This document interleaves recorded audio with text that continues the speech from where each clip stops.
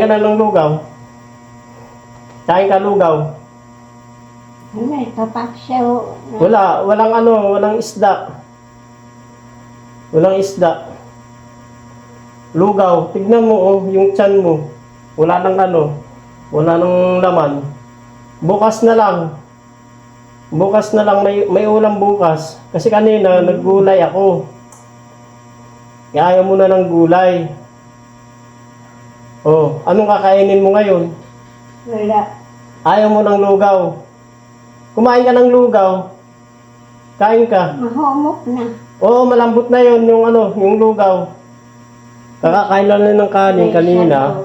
Bandang 6:20 yata yon. Tapos 2 kutsara lang yung kinain niya. Ngayon, ang ginawa ko, naglugaw ako. Kaya ito, tinatanong ko siya kung kakain siya ng lugaw. Kain ka lugaw? Kung may paksyaw. Walang isda. Bukas magsasabaw tayo ng ulam mo. Kumain ka. Pati kami natataranta na kami. Ayaw mong kumain. Kailangan lumakas ka. Anong kunti lang? Damihan mo yung kain mo. Wag kunti lang. Para lumakas ka. Ang payat-payat mo na oh. Ilang araw ka na hindi kumakain ng maayos. 2 araw na. Simula kahapon hanggang ngayon. O paano ka lalakas? Paano tayo makakabalik ng Manila kung hindi ka kakain? Kakain ka. May pagdinam mo. Lugaw. Siya yun, kakain daw siya ng lugaw. Sabaw. Hanggang. Bawal ka nga pagbuhat-buhatin, sabi ng doktor. Kaya nga dinagyan kita ng diaper.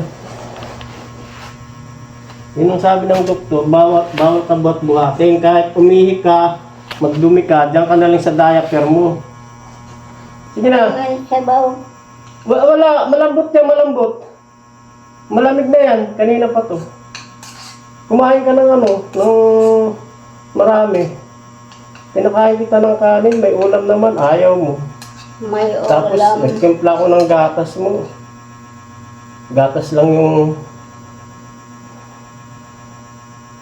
kinain mo. Ubusin mo.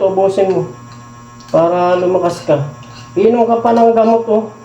Anong oras na inom ka ng gamot? Kailangan pag kumain ka, makainom ka ng gamot.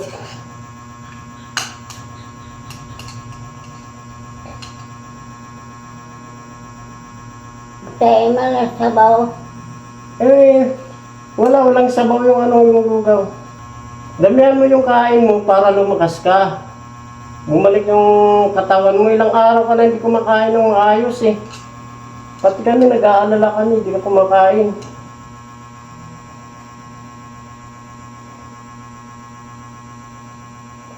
Hindi ko alam yung dumi niya. Parang plema tapos hindi matigas, malambot.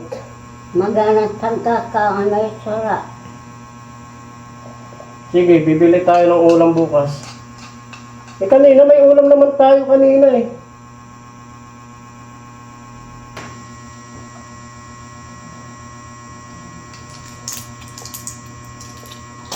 Yan, very good.